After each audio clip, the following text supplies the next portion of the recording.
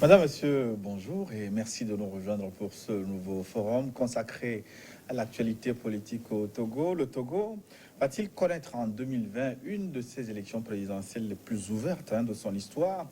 Ou simplement, les jeux sont-ils déjà faits d'avance avec en ligne de mire un quatrième mandat pour le président sortant? C'est la question, l'interrogation du jour. Et pour en parler, Pierre Ekwe Gamessou Podar est avec nous. Monsieur Podar, bonjour. Bonjour Gilles, Comment allez-vous? je vais très très bien et je profite de l'occasion que vous m'offrez pour dire bonjour à vos téléspectatrices et téléspectateurs et à tous les citoyens togolais. Bonjour.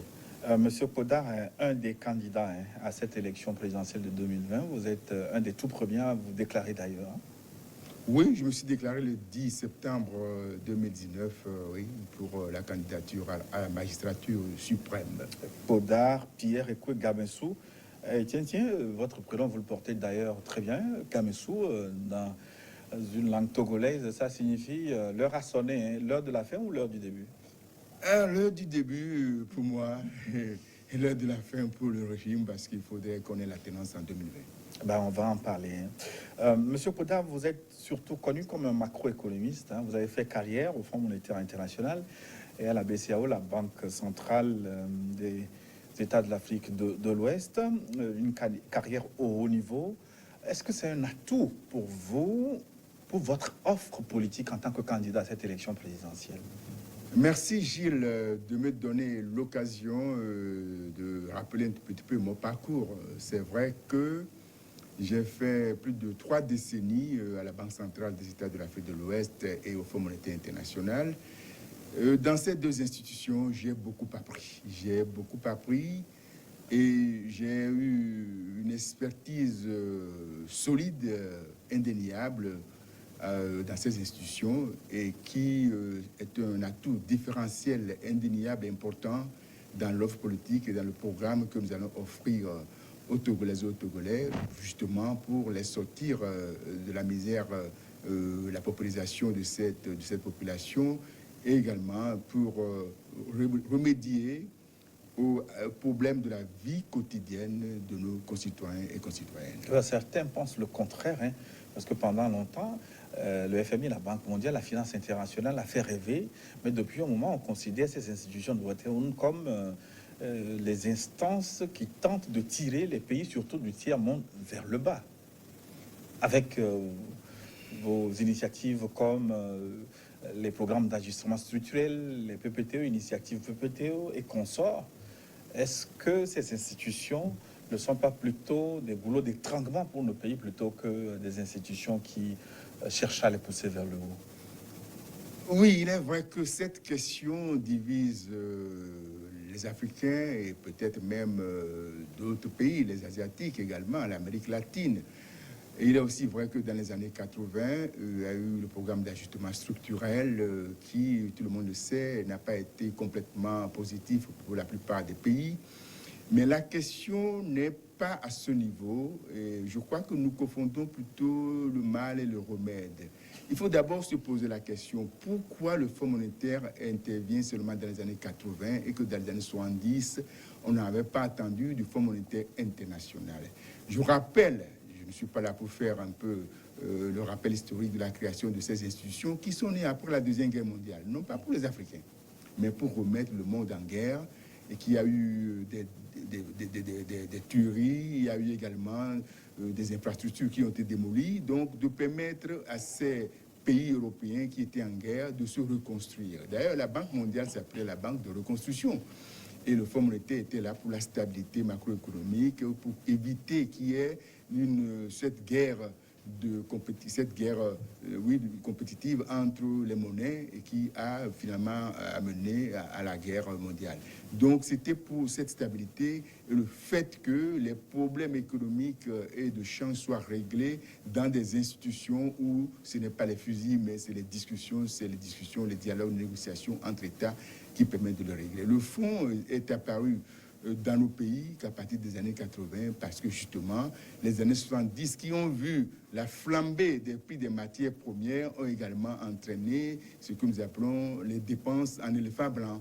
Les Africains, comme je le dis souvent, nous ne savons pas gérer l'abondance, comme nous ne savons pas gérer non plus la pénurie.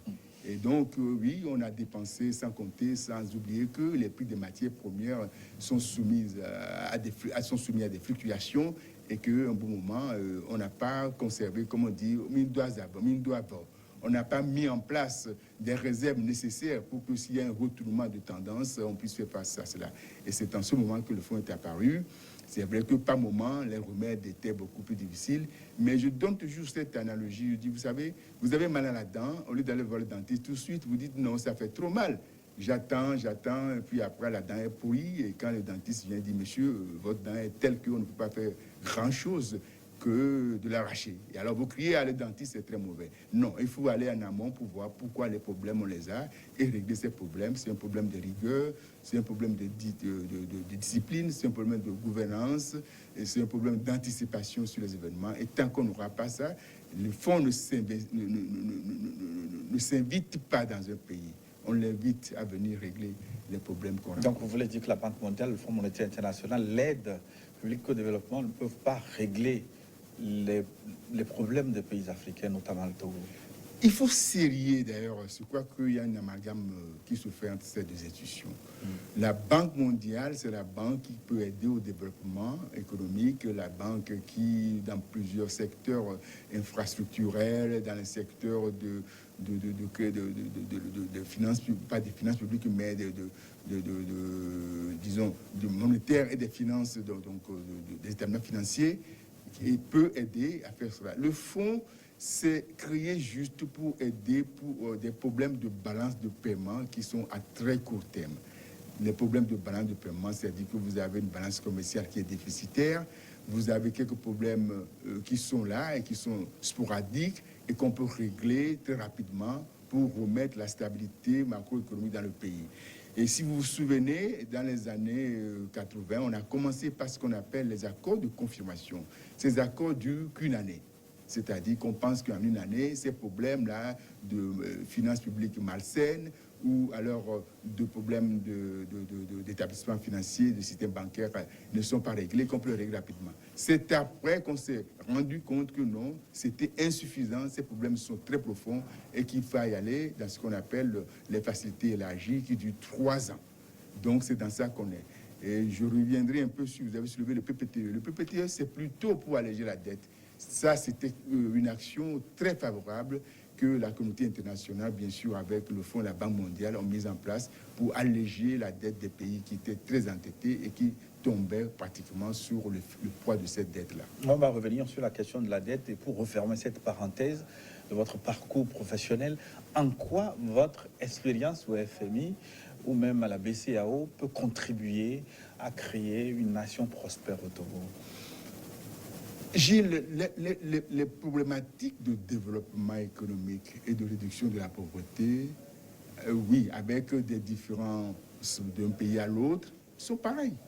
Il s'agit d'avoir d'abord une croissance économique forte. Je crois que tous les problèmes peuvent être réglés si d'abord l'économie marche.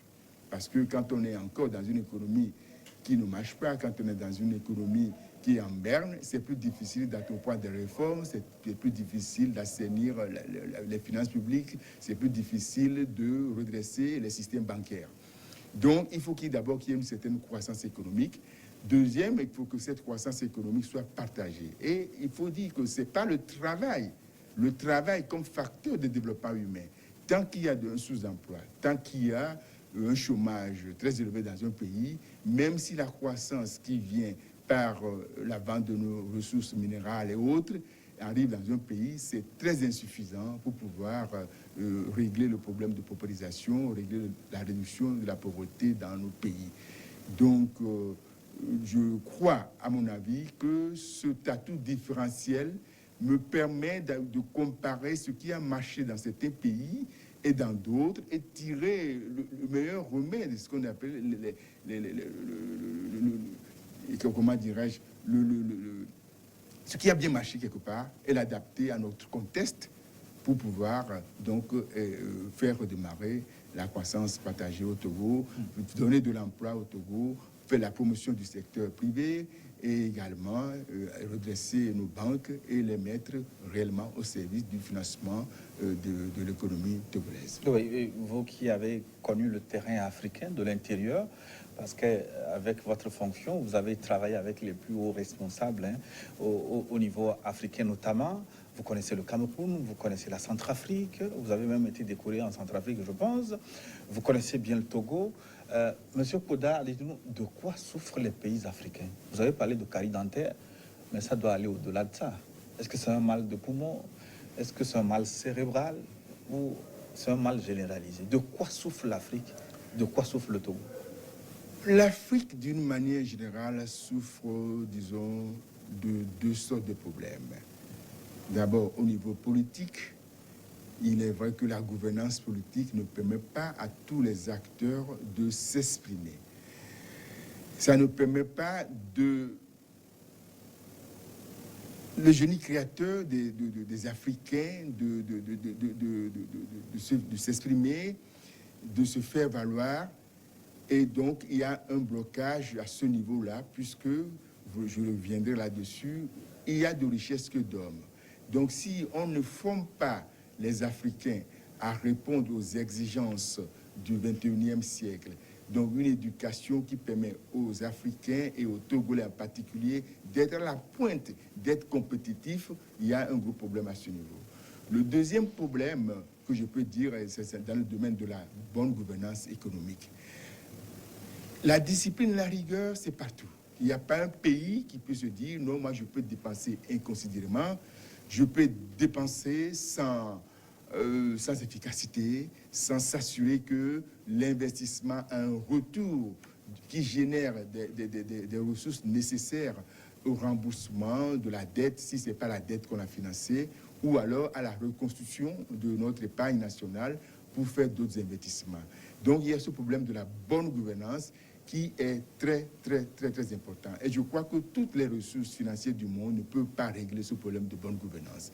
Il s'y ajoute que nous n'avons pas fait la promotion vraiment du secteur privé national. Bien sûr qu'il faut attirer les investisseurs étrangers, ce qu'on appelle les investissements directs étrangers, puisqu'il faut bénéficier de la technologie étrangère, il faut bénéficier du savoir-faire étranger. Mais ça ne suffit pas, nous devons résolument encourager le secteur privé national, nous devons promouvoir l'entrepreneuriat des jeunes, nous devons accompagner nos commerçantes et nos commerçants, nous devons promouvoir l'artisanat togolais, l'artisanat africain. Donc voilà, il n'y a pas de recette qu'on peut dire qu'on peut prendre quelque part et venir plaquer dans un système. Mais d'une manière générale, les recettes qui ont marché dans certains pays, je peux le résumer.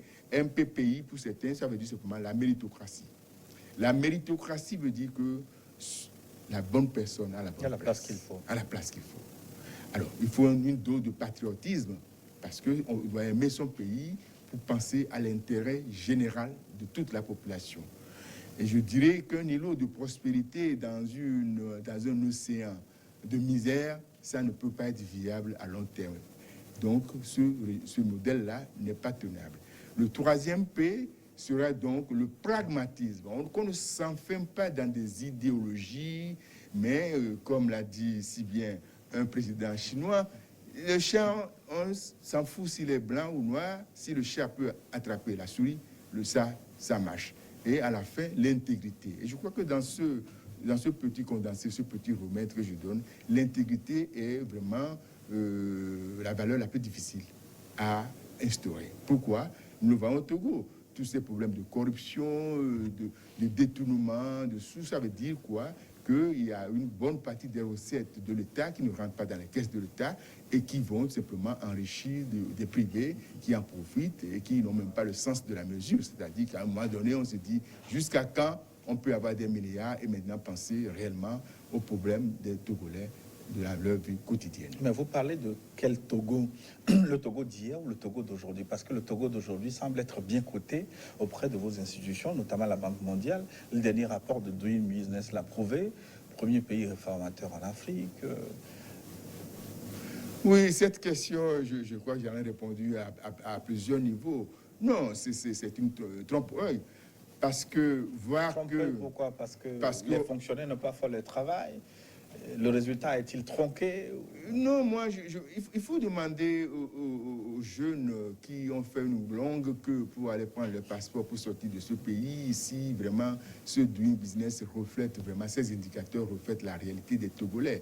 Non, on peut dire, on peut comprendre que, oui, le gouvernement a pris un certain nombre de mesures et sur la base de ces mesures, sur papier, on a dit, voilà, ils sont des réformateurs. Mais en fait, la réalité est complètement différente. C'est comme nous avons des tests toujours bien faits, bien écrits, que personne ne respecte. Même avant de l'écrire, on sait qu'on ne va pas les respecter.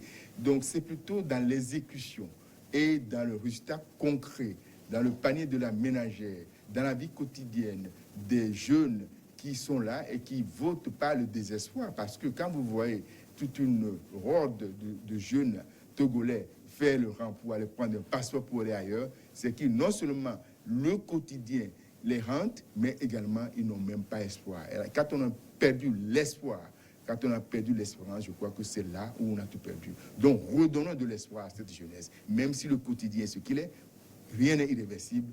On peut changer en ayant la rigueur, la discipline, la bonne gouvernance et en réduisant la corruption, en pensant également à l'intérêt général de tous les Togolais. Ça veut dire quoi finalement? Que ces rapports que publient ces institutions ne servent pas à grand-chose, ne tiennent pas compte de la réalité? Ce sont ces institutions qui se trompent ou c'est le terrain qui les trompe? Je fais la part des choses. Parce que là aussi, je l'ai dit tout à l'heure, il y a un amalgame terrible entre ce que fait la Banque mondiale et ce que fait le Fonds monétaire international. La Banque mondiale, surtout précisément dans ce rapport du business, je crois que c'est complètement gouré. Il faut qu'ils reviennent et revoient le copie, qu'ils aient au moins un peu la décence d'aller vers le public et de ne pas simplement se contenter de ce que l'administration leur dit ou des papiers qu'on leur montre, comme on a fait des réformes. Il faut aller un peu plus au fond pour voir vraiment, ça ne colle pas à la réalité, les indicateurs sont complètement trompeurs. Mais le Fonds monétaire international, quand on est en programme avec le Fonds, ça ne veut pas dire que tout est parfait dans le pays. Ça veut dire que vous attendez sur un minimum qu'il faut faire. Supposons que nous disons qu'il faut augmenter les recettes de l'État à un tel niveau, passer de 15% à 17% par exemple. C'est un indicateur. Nous définissons, le fonds définit des critères qu'on appelle des critères de performance ou des critères de réalisation qui voient un peu le parcours que vous faites pour arriver à ces 2%, parce que ça ne peut pas se faire du jour au lendemain.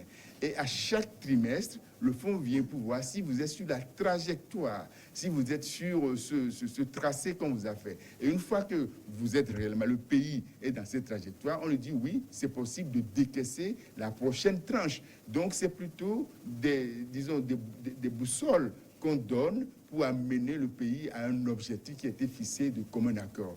Donc, dire que le fonds dit que oui, on a été au conseil d'administration décaissé pour le pays parce que les indicateurs sont respectés, ne veut pas dire que tout est respecté. Si vous vous souvenez, même si vous voulez voir dans Liberté la dernière fois, je crois que la mission... Le journal Liberté. Oui.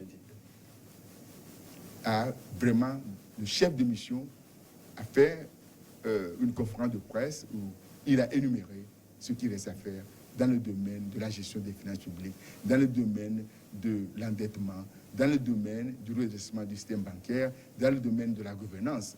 Donc, ça veut dire qu'ils n'ont pas dit simplement que bon, c'est un satisfait et que tout va bien dans le pays. Mais ils parlent de satisfait quand même, hein. Même s'ils sont critiqués, ces fonctionnaires.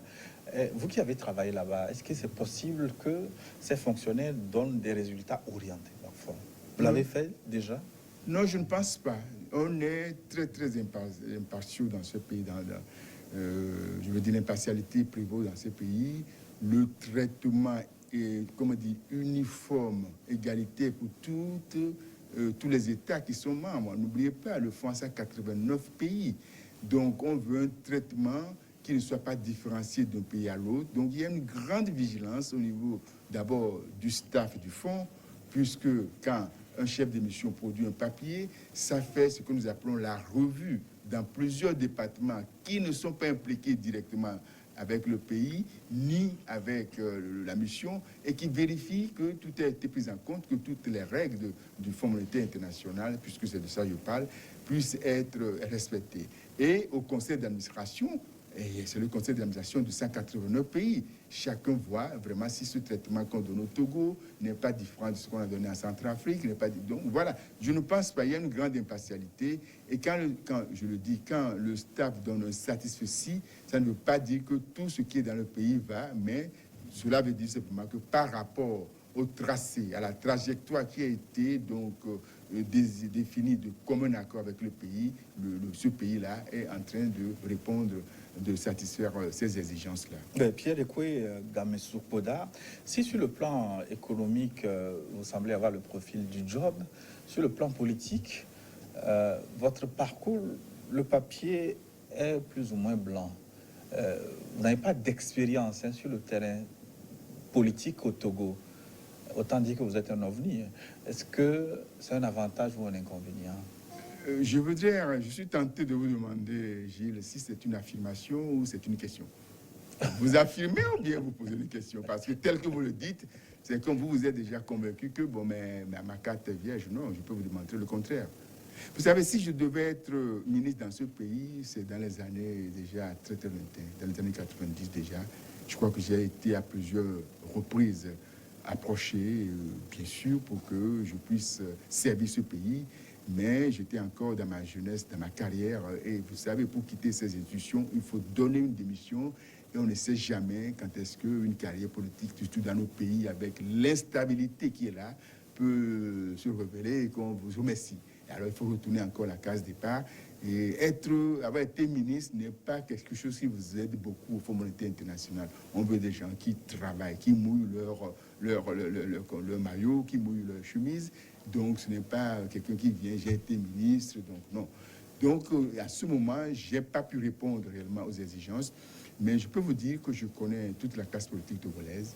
J'ai des rapports très cordiaux avec la plupart d'entre eux. Et également, j'ai des collègues nous avançons en équipe, certains qui sont sur le terrain et qui travaillent depuis très longtemps.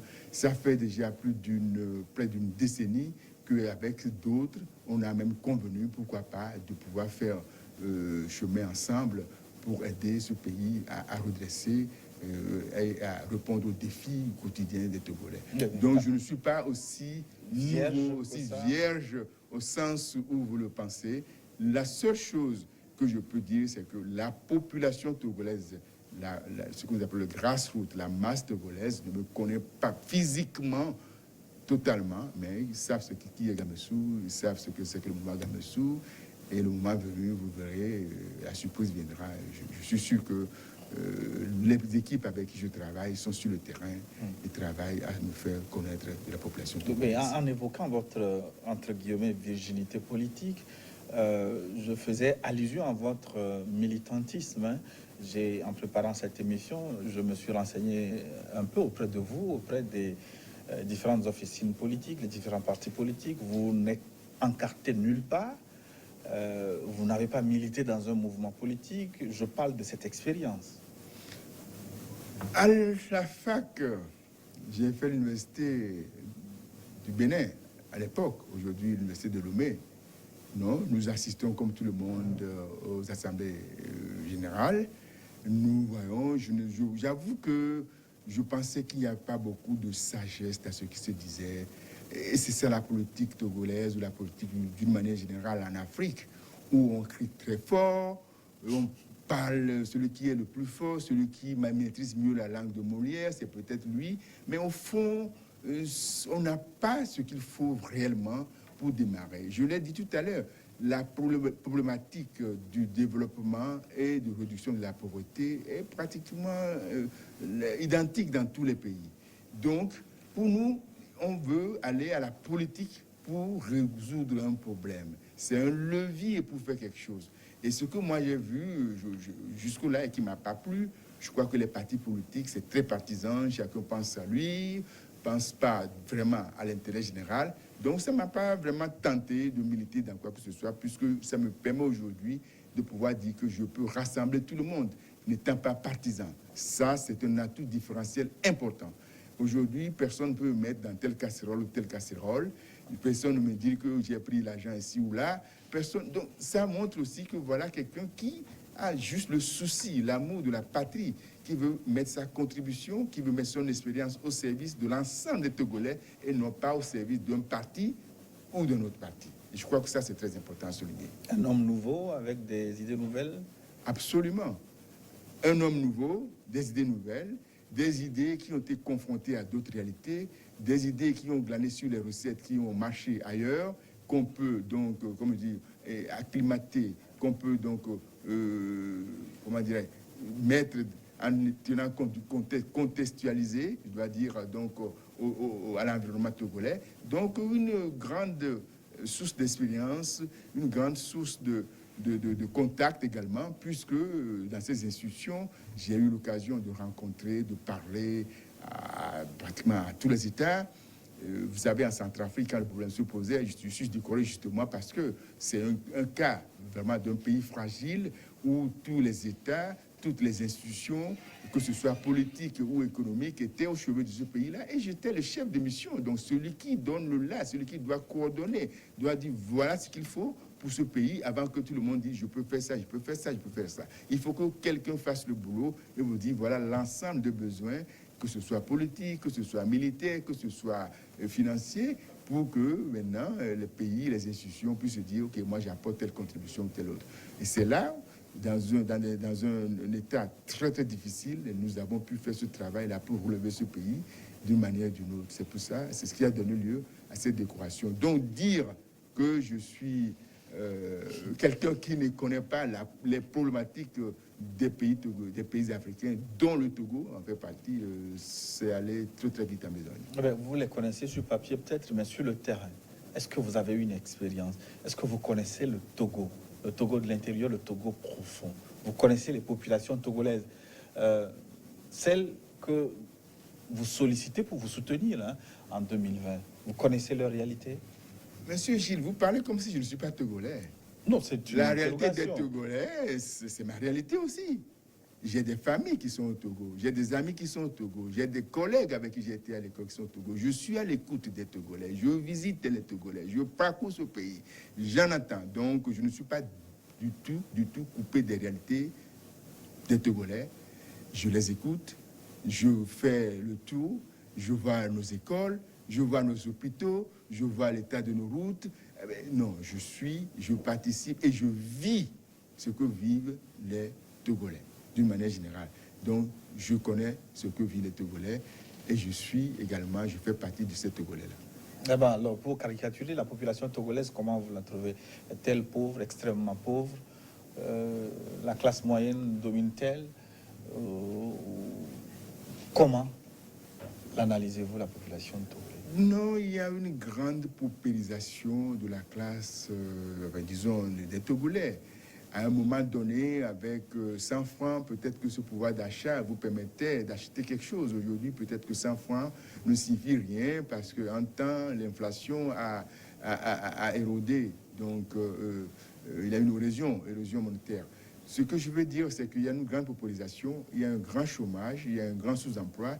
Les Togolais souffrent. Les Togolais ne peuvent pas se soigner, les Togolais ne peuvent pas s'offrir 2 ou 3 repas par jour, les Togolais ne peuvent même pas, des fois, prendre les émigrants parce qu'ils n'ont pas les moyens. Donc, il y a un problème de pouvoir d'achat de tous les Togolais qu'il faut relever. Et je dirais, comme je l'avais dit sur d'autres plateaux, que la première des actions que moi, président, je ferai dans ce pays, c'est de relever le pouvoir d'achat de tous les Togolais. Au minimum de 10%. Ça permet aux Togolais et aux Togolaises d'avoir un revenu supplémentaire dans leur panier et de pouvoir mieux se soigner, de pouvoir mieux se nourrir, de pouvoir envoyer les enfants à l'école et également de pouvoir faire tout ce qui leur plaît. Et vous savez, l'effet d'enchaînement, l'effet d'entraînement qu'a ce pouvoir d'achat sur la production locale, puisqu'on va encourager les Togolais à consommer vraiment les produits locaux pour lesquels on va faire une certaine promotion et on va les diversifier également pour que qu'on ne soit pas toujours de la même façon de faire les choses, mais de différencier. Vous savez, il y a tellement de choses qu'on peut faire. Alors, si on augmente ce pouvoir d'achat, on réduit tout de moins la paupérisation. Et également, cet effet d'entraînement sur le secteur privé, qui déjà paye un peu mieux que le secteur public, et également le SMIC des Togolais, qui est aujourd'hui à 35 000 comme à relever. À partir de là, on va encourager comme je le dis, la production locale pour éviter que l'inflation n'érode donc ce pouvoir d'achat supplémentaire qu'on va leur donner, et également faire en sorte que ça ne se traduise pas par des importations massives qui aussi vont grever notre balance commerciale. De toutes les façons, nous avons pris note. Vous avez pris l'engagement de relever le pouvoir d'achat de 10% des Togolais. Minimum, absolument. Oui, mais comment ferez-vous pour les financer? C'est mon boulot. Je crois que c'est ce que j'ai fait pendant 35 ans. Et c'est très simple. Je vais vous donner quelques exemples. Aujourd'hui, la corruption fait que peut-être, je n'ai pas d'indication, mais peut-être que 20% des recettes de l'État ne rentrent pas dans la caisse de l'État. Je me demande si on va au port aujourd'hui, on peut dire avec certitude que toutes les recettes qui sont collectées à ce niveau vont dans la caisse de l'État. Et il y a des détournements. Je crois que le régime même reconnaît aujourd'hui qu'il y a 17 milliards qui ont été détournés à l'OT, à l'Office togolais des recettes. Et ça, c'est la partie visible de l'iceberg. Et également au niveau des dépenses. Les dépenses ne sont pas efficaces, les dépenses ne sont pas efficientes. On voit que des routes qu'on doit faire, on ne les voit jamais, mais les milliards sont perdus.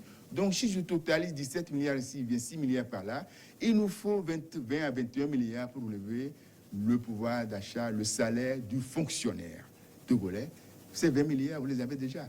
Et je vous dis que ça, c'est la partie visible seulement de l'iceberg. Donc, il y a tellement de choses qu'on peut faire. Ce qui nous manque, c'est la rigueur, la discipline, l'efficacité dans la gestion de nos dépenses.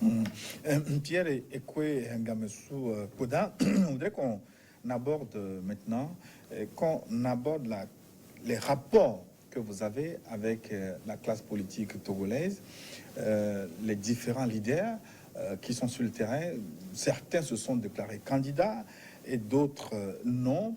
De toutes les façons, on assiste à une multitude de candidatures sur le terrain. Et vous, quel rapport avez-vous avec la plupart de ces leaders? Commençons par les grosses formations politiques, si on peut les appeler ainsi. Je voudrais tout d'abord saluer le courage de ces acteurs politiques qui ont tenu le flambeau de la liberté, le flambeau de la dignité au cours de ces 25 dernières années. Bien sûr que les résultats n'est pas à la hauteur des attentes, mais ils ont le mérite d'être là et d'avoir combattu. Ceci dit, j'ai des rapports empreints de cordialité, de fraternité et de respect avec toutes ces classes politiques dont je connais certains personnellement. J'ai rendu visite à beaucoup parmi eux pour qu'on parle de notre pays et je crois que nous visons tous le même objectif qui est l'alternance politique au Togo. Bien sûr, nous avons tous des ambitions, et ces ambitions, c'est que nous voulons que chacun veut être président. C'est vrai, c'est normal, c'est une ambition humaine. Et une ambition humaine, hein, donc on aura le temps de revenir sur ce qui vous a poussé intrinsèquement à déclarer votre candidature pour ces élections. Mais bon, pour ne pas botter la balle en touche, donc vous connaissez donc les premiers responsables, en tout cas ceux qui veulent compétir pour ces élections. Prenons par exemple l'ANC de Jean-Pierre Fabre. Quel rapport avez-vous avec lui? Merci Gilles pour cette question. Jean-Pierre Fabre, c'est un frère. Et je crois que j'ai rencontré Jean-Pierre Fabre pour la première fois il y a une dizaine d'années. Et depuis lors, on a des rapports assez cordiaux. Je l'ai visité déjà 2 fois depuis que je suis sur le terrain. Je suis sur le terrain depuis plus d'1 an. Il y a quelques semaines encore, je lui ai rendu visite et je l'ai félicité après l'annonce de sa candidature. Nous avons des rapports très cordiaux et nous passons tous à l'alternance au Togo. Nous convergeons sur un certain nombre d'éléments, notamment que nous voulons des élections crédibles, transparentes et sécurisées. Et donc cette convergence de points de vue font que bientôt nous définirons un chemin critique pour les forces démocratiques de manière à nous permettre d'avoir les combinaisons gagnantes pour l'alternance au Togo en 2020. Et en face, quels sont vos rapports avec le président sortant, avec le parti au pouvoir qui est majoritaire à l'Assemblée nationale, dans les communes, qui a gagné l'élection présidentielle aussi, bien implanté au Togo. Quels sont vos rapports avec Union pour la République? J'ai de bons rapports également avec UNIR. Ce sont des Togolais après tout. Ce sont des Togolais. On peut ne pas partager les mêmes points de vue. On peut ne pas voir le Togo et les remèdes pour nos problèmes de la même façon, mais ce sont des Togolais. J'ai eu la chance de rencontrer le président Faure il y a quelques années de cela. Donc, une rencontre très fraternelle où nous nous sommes dit un certain nombre de vérités. Je devais le rencontrer un peu plus tard à New York, mais ça n'a pas pu se faire parce que j'étais très occupé sur le dossier centrafricain. J'étais à New York, mais je n'ai pas pu le rencontrer. Et je crois vraiment que nous n'avons pas de problème particulier, si ce n'est que nous ne sommes pas satisfaits de la gouvernance de ce pays. Nous ne sommes pas satisfaits des résultats et nous pensons qu'on peut beaucoup mieux faire pour ce pays. Et comment vous perçoit-on au sein de l'opposition? Êtes-vous perçu comme un élément perturbateur ou un collaborateur, celui avec qui on peut composer pour réaliser l'alternance en 2020? En ce qui me concerne personnellement, je crois que je fais tout d'abord pour briser cette glace. Parce que vous savez, ce sont des hommes politiques qui aspirent à la magistrature suprême. Donc un élément en plus, un acteur en plus peut vraiment dire que ils ont affaire encore à quelqu'un, mais j'essaye de faire en sorte qu'on puisse dire que nous poursuivons les mêmes objectifs et que nous devons travailler ensemble. C'est d'ailleurs la raison pour laquelle je participe activement. Et j'ai des collègues qui sont dans les deux commissions qui ont été formées par l'initiative de Monseigneur Podro. Je en profite ici pour lui souhaiter un prompt rétablissement. Ce prélat d'un certain âge qui se bat inlassablement pour l'alternance au Togo. Et je souhaite que le bon Dieu lui donne une longue vie pour qu'il soit là et voit l'alternance de ses propres yeux. Alors, donc, j'ai des rapports très, très cordiaux avec cette classe. Et je crois que malgré nos différences sur un certain nombre de points, nous convergeons pour qu'on obtienne l'alternance pour les Togolais en 2020. Et je vais revenir à l'initiative de Monseigneur Podro tout à l'heure, mais certaines rumeurs vous annoncent proche d'un regroupement de partis politiques d'opposition. Ces rumeurs sont-elles fondées ou non? Des rumeurs au Togo, je crois que on en a de toutes sortes. Oui. Comme je l'ai dit tout à l'heure, je rends visite à tous les chefs de parti et même avant cela, à tous les acteurs, que ce soit de la société civile, comme Espérance Togo, comme Fonds Citoyen Togo Debout. J'ai travaillé ensemble avec eux. Je travaille ensemble avec la C14 dans son intégralité, la C14 telle qu'était à l'origine, et même aussi le résidu qui reste aujourd'hui. Je travaille également avec ces C14. Donc, pour moi, les acteurs, que ce soit parlementaires ou non parlementaires, je leur rends visite pour deux choses. D'abord, par respect, par courtoisie. C'est mon tempérament de dire, OK, il faut aller vers les gens, vers les acteurs pour comprendre réellement un certain nombre de problèmes. Ils sont sur le terrain. Deux, je suis d'avis qu'on ne peut pas tout faire tout seul et qu'il faut vraiment avoir du monde autour de soi. Et c'est dans ce contexte-là, dans cet environnement, que je les aborde tous. Et justement, certains parmi eux voyant la qualité, la solidité de la candidature, la nouveauté, le fait que je ne suis pas dans cette bipolarisation de la vie politique togolaise, pensent que c'est une option qu'on peut prendre aujourd'hui et la voie médiane pour sortir le Togo de cette impasse, de ce signendien-là. Est-ce que vous n'apparaissez pas comme un joueur qu'on introduit sur le terrain à la 92e minute et qui voudrait bien aller marquer le but, alors que les autres ont mouillé le maillot pendant des années et des années? Si vous suivez le football, ça arrive souvent que sur le remplaçant, comme à la dernière minute, c'est lui qui va sauver qui va sauver la mise pour son équipe. Donc, je ne pense pas. Non.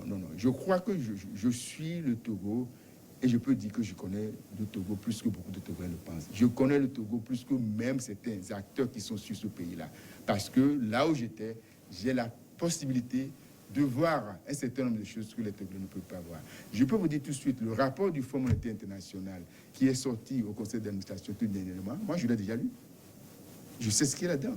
Et il n'y a pas beaucoup de Togolais même qui peuvent comprendre ce qu'il y a là-dedans. Un, même si long.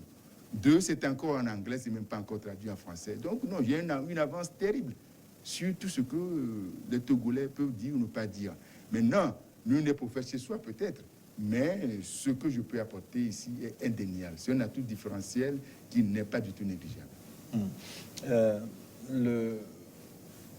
Le sujet sur la candidature unique de l'opposition s'est évoqué dans certains cercles. Est-ce que vous souhaitez que l'opposition aille à cette élection en rang serré? Oui, je suis complètement d'avis qu'il faut mutualiser nos forces en ressources humaines, nos forces en ressources financières, nos forces en stratégie, et définir un programme commun et sortir de là un candidat unique ou un candidat commun. C'est l'idéal. C'est ce qui peut nous permettre d'abord de montrer que nous-mêmes, Togolais, nous pouvons nous dépasser, faire un dépassement de nos ambitions personnelles et mettre en avant l'intérêt de toute la nation togolaise, des citoyennes et des citoyens togolais. Ce sera une démonstration forte également à la communauté internationale pour dire que, voilà, les Togolais se regroupent, les Togolais aujourd'hui arrivent à une certaine compréhension et se mettent ensemble pour régler les problèmes qui sont les nôtres. Donc, moi, je suis d'avis que cette initiative, pour aboutir à une candidature unique, doit être poursuivie jusqu'à ce qu'on arrive à cela. C'est l'idéal. Maintenant, je le dis toujours, dans la solution d'un problème, il faut toujours avoir l'option idéale, mais également les options au cas où on n'arrive pas à cela. Alors là, je dirais que oui, des candidatures stratégiques, vraiment stratégiques, pour quadriller le territoire, pour que on ait quelqu'un au nord, quelqu'un au sud, quelqu'un au centre, par exemple. Je donne des exemples, je ne dis pas que c'est ça la combinaison gagnante. Il faut qu'on se mette ensemble, qu'on y réfléchisse ensemble pour voir quelle serait cette combinaison, mais je donne juste pour dire que l'idéal serait la candidature commune ou unique, on peut lui donner le nom qu'on veut, avec un programme commun et avec une stratégie commune, mais également, si on n'arrive pas à cela, voilà, il faut avoir des options de repli, comme je l'ai décrit. Est-ce que vous êtes prêt, vous, à vous aligner sur un autre candidat au cas où, par exemple, l'initiative de Monseigneur Peugeot aboutissait à la désignation d'un candidat unique de l'opposition? Dans mon discours du 10 septembre, j'ai montré, indiqué l'ouverture que j'ai. Ce qui est important, c'est l'alternance au Togo en 2020. Et je le dis et je le répète, si toute la classe politique togolaise et même la population togolaise n'arrive pas à s'entendre sur un minimum pour qu'on ait l'alternance en 2020, on aurait montré notre incapacité à s'entendre sur vraiment un minimum au Togo. Donc, j'ai l'ouverture. Au moment venu, on avisera. On n'est pas encore là. Il se peut que je sois ce candidat unique, comme il se peut que je ne le sois pas. Mais j'avoue que le moment n'est pas encore là. Et au moment opportun, on avisera. Mais dès lors que vous allez à ces élections à 2 tours, est-ce que le premier tour ne constitue pas un peu l'occasion pour tous les hommes politiques, tous les candidats de faire l'union? De faire l'union. D'une manière ou d'une autre, tout le monde se présente au premier tour, au deuxième tour, vous vous unissez. Je ne sais pas, vous suivez bien l'histoire, que ce soit en France, que ce soit dans d'autres pays, et peut-être même dans ce pays, puisque je suis bien au parfum que dans les années 98, il y a eu des élections à 2 tours dans ce pays, et on a vu qu'on n'a même pas eu l'occasion d'aller au second tour. Non, il faut se méfier de ces genres de propos en disant qu'on a 2 tours, donc on peut aller en rang dispersé, et on verra à la fin, ceux qui sont mieux positionnés vont se réunir au deuxième tour. Non, il faut être beaucoup plus stratégique que ça. Et c'est pourquoi j'invite toute la classe politique à se réunir pour bien réfléchir. Des candidatures multiples, dispersées, ça ne peut pas nous rendre service. D'abord, 2 raisons. La première, c'est que nous ne mutualisons pas, au lieu de mutualiser nos ressources, comme je le dis, une élection présidentielle demande beaucoup de moyens en ressources humaines comme en ressources financières. Donc, plus nous mutualisons nos ressources, plus nous nous sentons forts. L'union fait la force quand ce n'est pas l'union des aveugles. Il faut que ce soit quand même l'union des gens clairvoyants. Et 2, Il faut éviter ce qui est arrivé dans d'autres pays où, bon, au deuxième tour, il n'y a plus de deuxième tour parce que tout de suite, on a gagné au premier tour. On vous dira oui, parce que vous êtes trop dispersés et ça a favorisé le pouvoir en place qui est bien implanté. Donc, je crois qu'il faut des réflexions profondes à ce niveau pour qu'on n'aille pas à rang dispersé. Moi, à mon avis, mon souhait serait que nous ayons, on aille à ces élections en rang très, très serré. Une candidature commune ou, comme je l'ai dit, quelques candidatures très stratégiques. Et Pierre Polda, qui vous finance? Me finance? Je me finance. En tout cas, j'attends des financiers. J'espère qu'ils m'écoutent et qu'ils seront là pour me financer parce que ce que j'apporte, ce n'est pas pour M. Polda, mais c'est vraiment pour tous les Togolais. Mais pour l'instant, je roule sous mes fonds propres. Le peu d'économie que ma famille a pu faire pendant mes 35 ans d'activité, je les dépense pour les Togolais et ce sont des fortes sommes, mais je suis convaincu que c'est pour la bonne cause. C'est pour la bonne cause et au bon moment, les financiers, ils sont à l'écoute, ils verront que je suis une alternative crédible. Mon équipe constitue une alternative crédible et qui viendront nous financer d'une manière ou d'une autre pour que nous offrons ensemble l'alternance aux Togolais, aux Togolais en 2020. Pierre Kouégamessou-Poda, merci pour vos prestations de cette première partie, mais ce n'est pas terminé. Nous avons encore beaucoup de questions à invoquer, notamment votre point de vue sur le nouveau code électoral et les conditions générales d'organisation du scrutin de 2020. C'est dans quelques mois, dans 3 ou 4 mois seulement. Votre approche pour lutter contre le terrorisme, qui est un des fléaux de la sous-région, de notre pays, notamment le Togo, votre position sur le débat sur le franc CFA, ce que vous pensez du programme national de développement, le néocolonialisme, beaucoup de questions restent. Vous êtes avec nous, on va prendre du café pour une pause, juste pour une édition de journal. On se retrouve dans un instant pour la seconde partie. À tout de suite.